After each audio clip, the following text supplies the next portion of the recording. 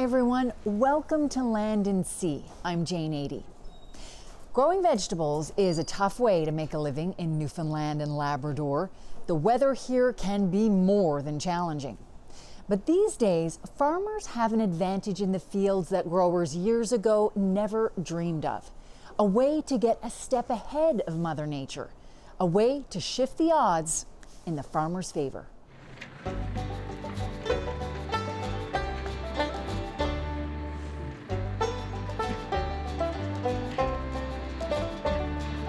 The air is crisp this fall morning, and so are the leaves of these turnips. An early frost has come over the fields at Mountain View Farms in Wooddale, just outside Grand Falls, Windsor. And it's turned the harvest into a bit of a slog. Everything's dull, isn't it? I got a brand new here. But that's just the kind of thing Kent Fudge has gotten used to. I guess if you want to be a farmer, you better love the outdoors. You better love all types of weather, right? If you don't like it, it's going to be a living hell. Fudge grew up in these fields, farming alongside his father.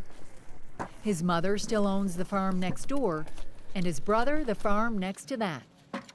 It's not an easy life or an easy business, but it's one this family wouldn't trade. At times, I thought about walking away from farming, but then I realized I was just being silly. Because the way I look at it, no matter what you go at, there's going to be different problems, right? I've had friends of mine say, why don't you go and do this, and why don't you go do something else? I said, well, I can make my money at it, but I like the outdoors. I got an extra instructor seat in the tractors, so my kids have been in the tractor with me ever since they were in diapers. I used to take them in the tractor for a nap. If the moon with the tractor going back and forth in the field, they'd fall asleep, right? So they would just sleep by the side of me, and I've been driving back and forth to the field plowing. So there are benefits like that. Like most people don't get to spend that time with their family when they're working, right? Whereas most farmers do. Not so long ago, Kent was the little boy riding in the tractor with his own father, Cyril. Young Kent learned how to weed, how to water, and how to do 1,000 other seasonal chores that make up farming life. But he also learned how that life can be bound to the weather. When CBC first met the Fudge family in 1987, a dry summer had left crops stunted and not fit for sale. Instead of harvesting their cabbages, Cyril and Kent had to plow them back into the ground. And Cyril wasn't shy letting us know how it made him feel. Oh shit, this makes the guy pissed off. But despite seeing all the hardships his father went through, Kent still wanted to grow vegetables. There's nothing better than plowing over the ground first thing in the spring, and then you plant your crop and it's starting to come up and everything looks nice. Yeah, should be better. And then at the end of the year you see all your hard work come to an end, and you're watching all of the stuff come out of the ground. And when you go to the store and you see people picking up your vegetables, I kind of just stand back in the background and see who's picking up what and what they're looking for. And you see people pick up your stuff and they're putting it in the cart to bring it home. Just makes you feel good.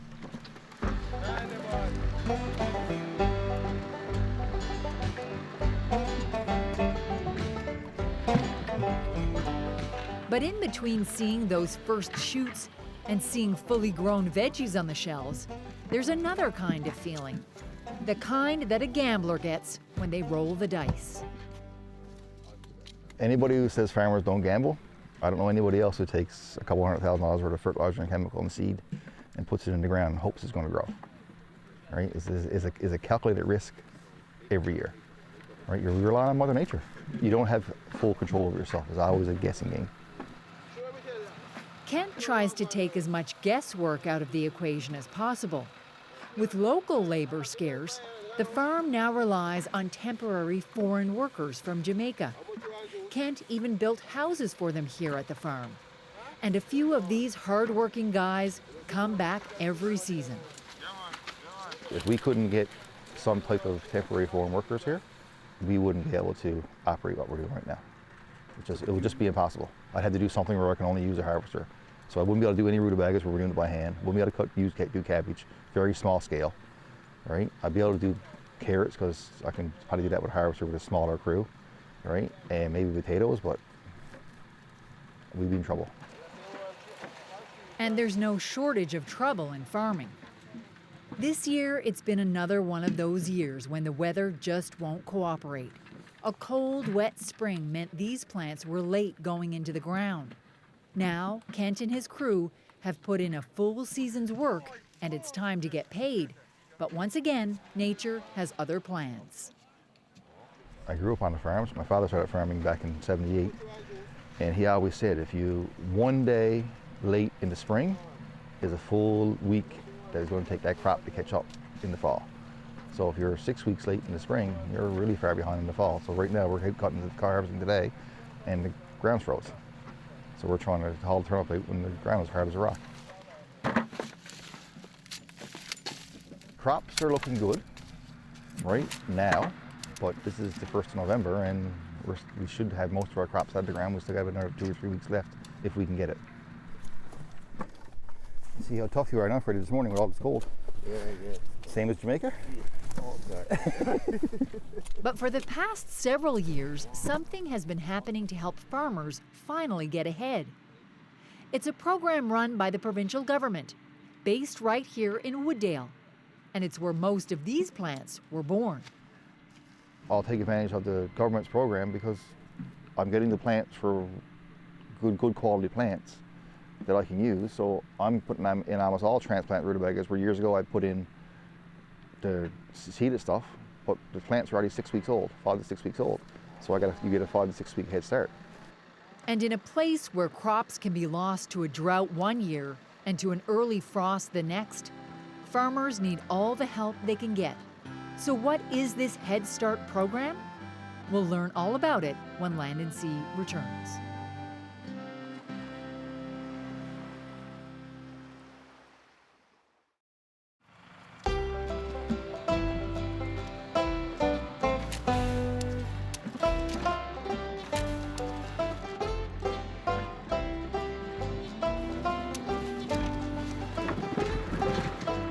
Most of the plants we put on our plates begin as seeds. It was the seed of an idea that would grow to help farmers like Kent Fudge, an idea that began at a tree nursery.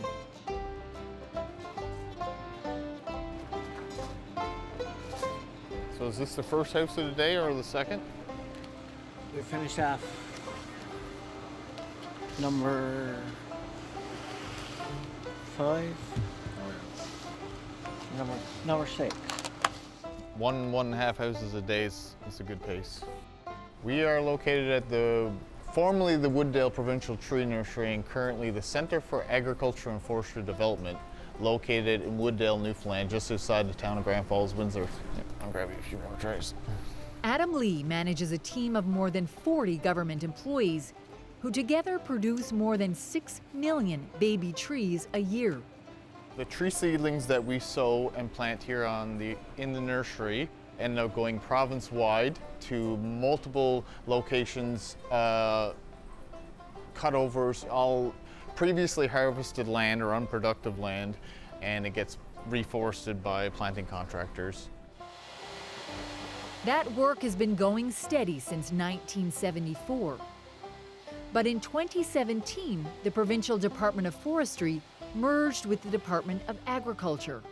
That prompted a fresh look at the facility, and that's when the germ of an idea took root. This is our leek, and then this is our candy here. Is candy a yellow onion or a red onion? It's a yellow onion. It's a yellow, yeah. If the center could nurture baby trees, why not baby vegetables too? It was realized that there are periods of the tree production cycle that there are greenhouses actually empty. And so we saw an opportunity at that time to establish the vegetable transplant program. So this is yellow onion. Yeah. One of 3 varieties of yellow, I believe we have. Sabrina Ellsworth is the Provincial Director of Agricultural Production and Research. She says the demand from farmers is growing faster than the vegetables. Our number of farmers that have availed of the program have grown over the last number of years, but also the number of trays that each farmer wants has also grown. These trays of plants are produced at a subsidized rate to farmers, A lot of farmers don't have the capacity to start transplants on their own.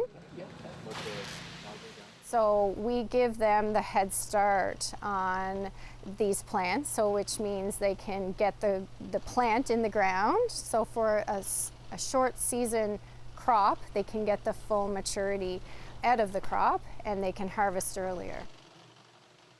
This season, there are 9 kinds of veggies sprouting at the center, including leeks, potatoes, and cabbage. Even onions, which are surprisingly tough to grow around here. We eat a lot of onions. Yeah. The yellow table onions are quite common in our diets, but we don't produce any.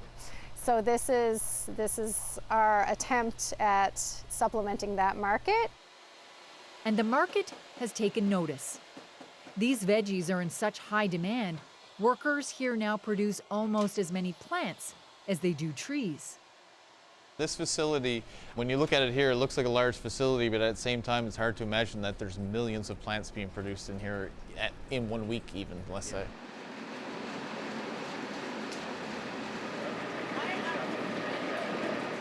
More than 120 farms across the province are now receiving shipments like this one. Packed rows of young vegetables ready for planting. Today, farmer Dwight Evely is picking up a truckload of a cooked dinner staple. That's rutabaga. Everybody here in Newfoundland calls it turnip, but it's actually a rutabaga. We grow some of our own transplants and always did, but this program here, it gives us this extra more production.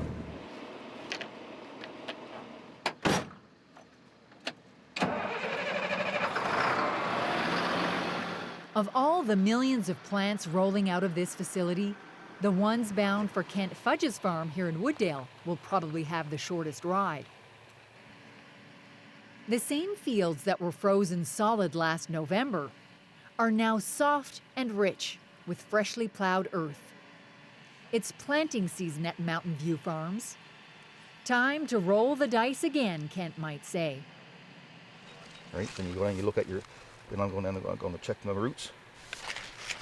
Right, so you turn up they're starting to form already. He and his crew are putting in the transplants, but also sowing seeds the way they've always done. But Kent knows which crops are the better bet. Right now they're seeding rutabaga, so just direct seed it right into the ground. So there's the seed going out every 6.5 inches approximately with the seeder. The problem is if this gets too hot or too dry or if it's too wet, the seeds could not germinate, they could rot, they could dry up, right? So you don't know exactly what you're getting.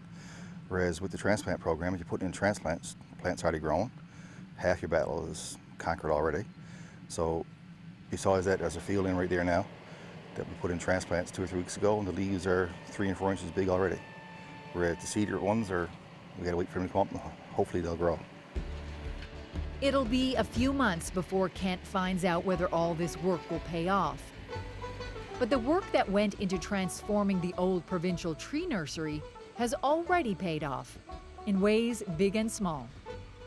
It's given farmers a helping hand and taken the whole province a step towards self-sufficiency in the food we grow at home. Every pound of food grown from transplant veggies is a pound that doesn't have to be imported. And the vegetable transplant program has produced more than 6 million pounds of food so far. The stores don't have very much storage in the store. What you see on the shelf is mostly what they have. There's a small one in the back, but the warehouses have enough for Newfoundland for about 3 days. After that, we're running low, or we're out of some things. Canned food we're a bit better on, but produce, if we don't grow it ourselves, after 3 days, we're in trouble. Coming up, we'll come back at harvest time to see where these precious vegetables go next.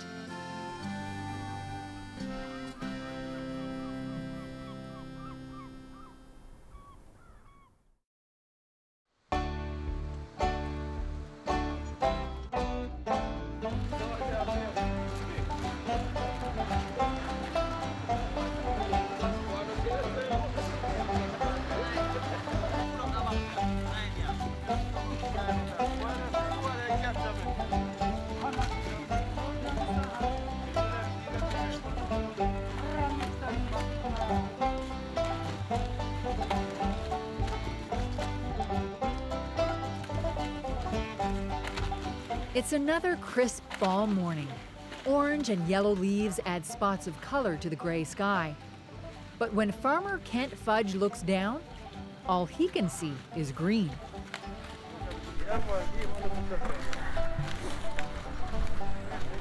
Another year has come and gone at Mountain View Farms. Another farming cycle of planting and tending. Now it's harvest time once again.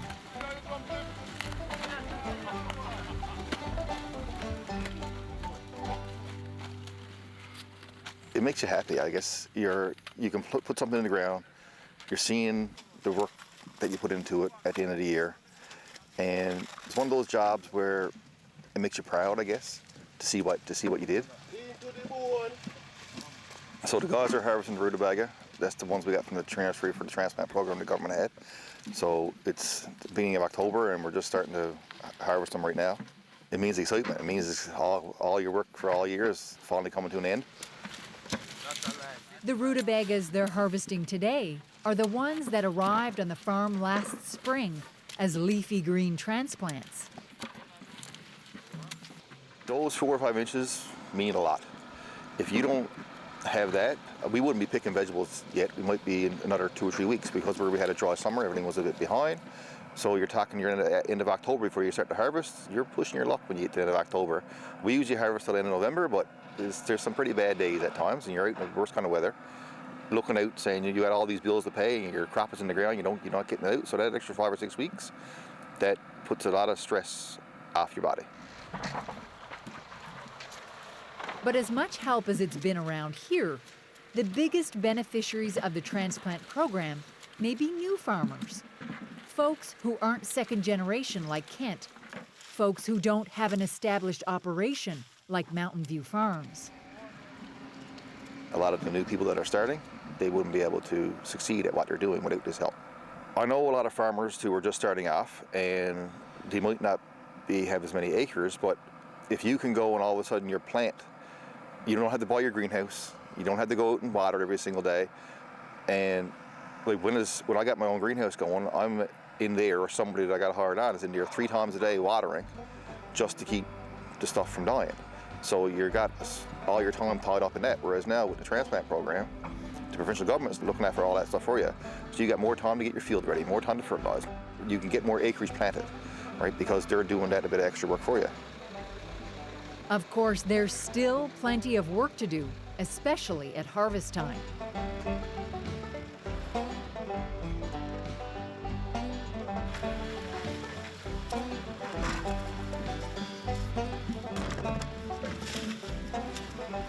So the guys are behind us, they're picking rutabagas, they're cutting them, trimming them. If anything bad spots on them or bad rutabaga, they'll just throw them back on the ground. We use it for fertilizer, for compost. And the good stuff we're going to be put in boxes, then we take some and put it in storage. Then we get the rest of the winter grading it and doing it up and selling it to the Newfoundland public. This is the second to last stop for these veggies. At the Coleman's grocery store in Botwood, the turnips, or rutabagas, on sale today, have traveled less than 40 kilometers in their entire life cycle. I think it means a lot to customers because the products we get lots of times is from like the farmer next door. So they know it's a name they're familiar with, it's a name they trust. Michael Ushman has been with Coleman's for more than 20 years. Today, he's the company produce manager. Mike says every year, local farmers are stepping up their vegetable game. So the local produce industry in Newfoundland has changed dramatically, right? So we went from carrying very basic items, turnip, cabbage, potatoes. Nowadays we carry like loads of varieties. There's asparagus, there's broccoli, there's microgreens, spinach. There's tons more items and tons more coming every year, so it's great for the industry. I think it's the willingness of farmers to try more. Like they want to try it. New technologies, right, have obviously enhanced what they can grow, so that benefits us and them. Mark's up the other way, working down, Chris. Back on Mountain View Farms, Kent Fudge has a small asparagus crop growing, with transplants provided by the Agricultural Center. But they're not part of this year's harvest. In fact, growing asparagus is a 5-year turnaround. It's the kind of crop Kent's father wouldn't have dreamed of planting. But Kent says his dad also wouldn't have dreamed of getting a helping hand like the vegetable transplant program. Like all farmers, Cyril Fudge was a bit of a gambler too. And Kent says his dad would have gone all in. He would have took advantage of it completely. He would have wanted it all. Right? He would have planted every field he had, trying to get as much in the ground as what he could, because it's such an advantage that he never ever had. The transplant program swayed the favor to the farmer versus Mother Nature, which doesn't usually happen. A farmer's good fortune is a province's increased food security. A big win that grows from tiny seeds.